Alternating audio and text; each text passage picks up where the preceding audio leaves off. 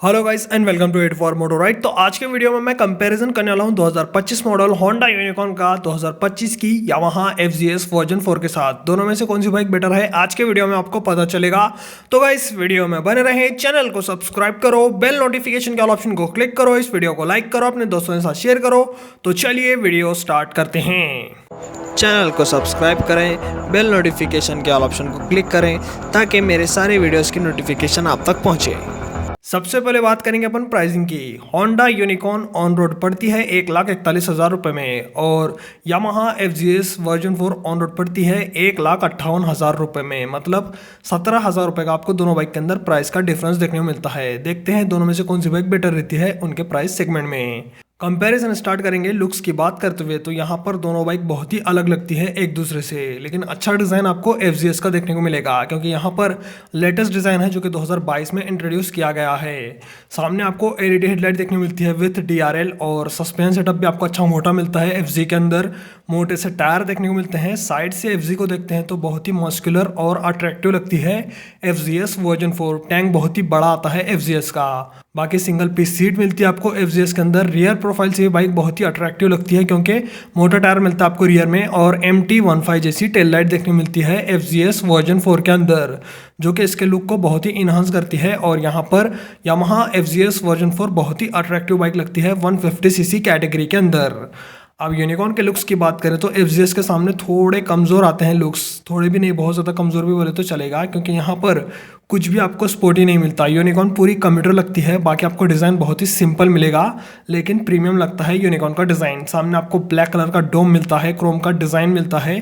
थोड़े पतले टायर आते हैं यूनिकॉर्न के अंदर FZS से कंपेयर करते हैं तब। और टैंक भी आपको अच्छा बड़ा मिलता है यूनिकॉर्न के अंदर। सिंगल पीस सीट मिलती है। साइड प्रोफाइल से यूनिकॉर्न आपको पूरी कम्यूटर बाइक लगती है।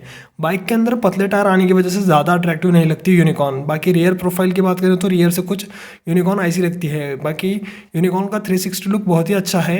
FZS के सामने यूनिकॉर्न का लुक थोड़ा फीका लगता है। बाकी आपको दोनों में से किसका लुक ज़्यादा पसंद आता है कमेंट सेक्शंस में बताना। मेरे हिसाब से यूनिकॉर्न जो है FZS के पीछे रहेगी।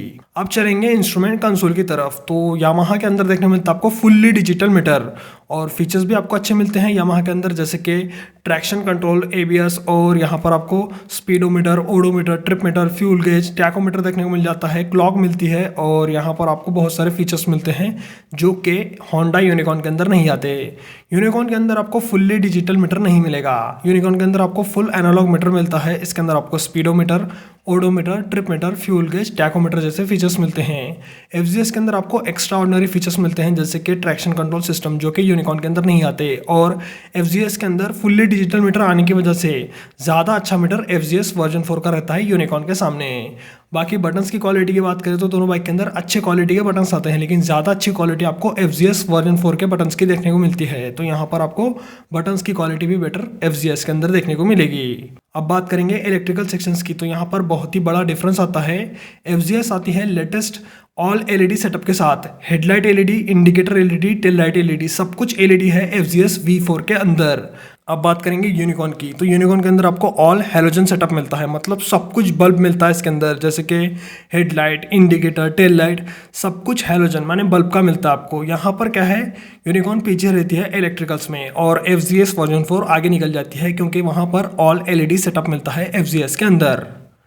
अब बात करेंगे अपन सस्पेंशन सेटअप की, तो यहाँ पर मोटा सस्पेंशन फ्रंट में मिलता है FZS वर्जन 4 के अंदर। सामने मिलता है 47 mm का टेलीस्कोपिक फोक और यूनिकॉर्न के अंदर पतले आते हैं फ्रंट सस्पेंशन। लेकिन रियर की बात करें तो दोनों बाइक के अंदर मोनोशॉक मिलता है विद 7 टाइम एडजस्टेबिलिटी। और यहाँ पर बेटर रहती है यूनिकॉर्न क्योंकि यहाँ पर सस्पेंशन सेटअप की जो ट्यूनिंग है यूनिकॉर्न के अंदर बेटर आती है इंडियन रोड कंडीशंस के हिसाब से। तो यहाँ पर कंफर्ट सबसे अच्छा यूनिकॉर्न में मिलेगा अगर अपन सस्पेंशन को देखते हैं तब। अब बात करेंगे ब्रेक्स की, तो यहाँ पर ब्रेक्स में भी आगे रहेगी FZS वर्जन 4 क्योंकि यहाँ पर dual disc with single channel ABS मिलता है स्टैंडर्ड वेरिएंट में। अब यही बात करें यूनिकॉर्न के ब्रेक्स की, तो यहाँ पर आपको डुअल डिस्क नहीं मिलेगा, सिर्फ सिंगल डिस्क मिलता है, वो भी छोटा डिस्क है सामने 240 mm का विथ सिंगल चैनल ABS और पीछे ड्रम ब्रेक मिलता है 130 mm का। यहाँ पर क्या है, FZS में डुअल डिस्क आने की वजह से ब्रेकिंग परफॉर्मेंस FZS की अच्छी रहती है यूनिकॉर्न के सामने। साथ ही साथ बड़े डिस्क आपको FZS के अंदर मिलते हैं जो कि यूनिकॉर्न से भी बड़े हैं और यूनिकॉर्न छोटी रहती है यहाँ पर ब्रेक्स में।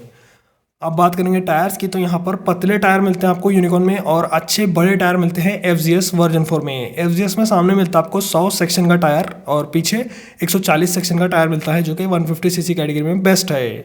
और यूनिकॉर्न के टायर्स की बात करें तो 150 सीसी के सबसे पतले टायर आते हैं, सामने है 80 mm का टायर और पीछे है 100 mm का टायर। तो यहाँ पर बेटर टायर्स आपको FZS वर्जन 4 के अंदर देखने को मिलते हैं। ये तो रही बात सस्पेंशन, टायर और ब्रेक की। अब चलेंगे सीधा इंजन की तरफ, तो यहाँ पर बहुत ही डिफरेंस रहता है यार, मतलब यहाँ पर पूरा गेम चेंज हो जाता है। ज़्यादा पावरफुल इंजन और ज़्यादा माइलेज एक ही बाइक देती है, वो है यूनिकॉर्न। यूनिकॉर्न के अंदर आपको देखने को मिलता है 163 cc air cooled single cylinder 4 stroke 2 valve BS6 phase 2 compliant fuel injected engine, जो कि मैक्स पावर निकालता है लगभग 13.4 PS की और मैक्स टॉर्क निकालता है 14.5 न्यूटन मीटर का विद 5 स्पीड गियर बॉक्स। और यही बात करें FZS के इंजन की, तो यहाँ पर थोड़ी पावर कम है, टॉर्क भी कम है। FZS के अंदर आपको सीसी भी कम मिलता है, जो कि है 150 cc air cooled single cylinder 4 stroke 2 valve BS6 phase 2 compliant fuel injected engine, जो कि मैक्स पावर निकालता है लगभग 12.4 PS की। यूनिकॉर्न से 1 PS पावर कम है और टॉर्क निकालता है 13.3 न्यूटन मीटर का, जो कि यूनिकॉर्न से 1.2 न्यूटन मीटर कम आता है। तो यहाँ पर आपको टॉर्क भी कम मिलेगा, पावर भी कम मिलेगा FZS के अंदर। अब यही बात करें माइलेज की, तो भाई पावर भी ज़्यादा मिलता है, माइलेज भी ज़्यादा आपको यूनिकॉर्न से ही मिलता है, जो कि है 60 kmpl का। सिटी में आपको 50 से 55 का मिलेगा यूनिकॉर्न से माइलेज और हाईवे पर 60 का।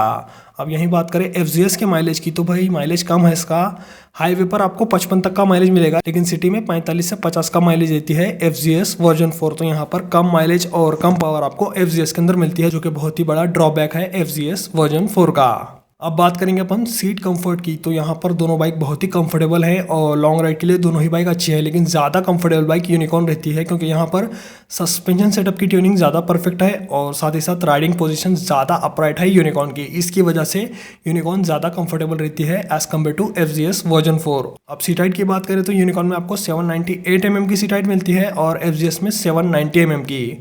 8 mm का डिफरेंस आता है। अगर आपकी हाइट कम है तो आप FZS ले सकते हैं।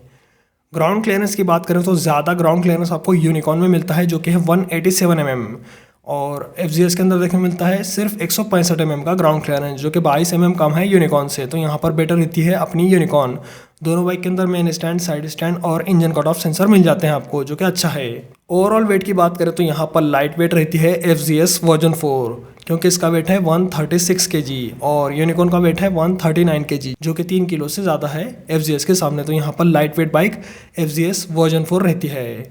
टैंक कैपेसिटी की बात करें तो दोनों बाइक के अंदर आपको 13 लीटर की टैंक मिलती है, चाहे FZ खरीदो या फिर यूनिकॉर्न। यहाँ पर आपको 13 लीटर की टैंक कैपेसिटी मिलती है, लेकिन यूनिकॉर्न के अंदर माइलेज ज़्यादा रहने की वजह से आपको ज़्यादा रेंज यूनिकॉर्न से मिल पाती है, तो यहाँ पर यूनिकॉर्न आगे निकलती है टैंक कैपेसिटी में। अब बात करेंगे कंक्लूजन की, दोनों में से कौन सी बाइक बेटर है, तो यहाँ पर क्लियरली दिखता है FZS बेटर है यूनिकॉर्न से, क्योंकि यहाँ पर मोटे टायर मिलेंगे आपको, बढ़िया सस्पेंशन, बढ़िया ब्रेक्स, बढ़िया डिज़ाइन, फुल डिजिटल मीटर, बढ़िया फीचर्स मिलते हैं आपको और टैंक कैपेसिटी सेम मिलती है, कंफर्ट भी अच्छा मिलता है। लेकिन पावर की बात करें तो यूनिकॉर्न पावर भी ज़्यादा निकालती है, टॉर्क भी ज़्यादा निकालती है, साथ ही साथ माइलेज भी ज़्यादा निकालती है FZS के सामने। और बिल्ड क्वालिटी की बात करें तो यूनिकॉर्न बिल्ड क्वालिटी में बेटर रहती है FZS के सामने। FZS क्या है, स्पोर्ट्स बाइक के हिसाब से बनाई गई है, लेकिन कंफर्टेबल है और फैमिली के लिए भी अच्छी है FZS। लेकिन आपका बजट FZS तक नहीं जाता तो आप यूनिकॉर्न खरीद सकते हैं, लेकिन अगर आपको बजट इशू नहीं है तो आप FZS V4 खरीद सकते हैं। FZS V4 भी आपको अच्छी मिलती है ऑल LED सेटअप के साथ और अच्छे डिज़ाइन के साथ। तो गाइज आज के वीडियो में मैंने आपको Honda unicorn 2025 model versus Yamaha FZS version 4 2025 model का कंपैरिजन दिया। आपको वीडियो कैसा लगा कमेंट सेक्शंस में बताना। ऐसे ही वीडियोस देखने के लिए चैनल को सब्सक्राइब करो, बेल नोटिफिकेशन के ऑल ऑप्शन को क्लिक करो, इस वीडियो को लाइक करो, अपने दोस्तों के साथ शेयर करो। आज के वीडियो में इतना ही, चलता हूँ, गुड बाय गाइस।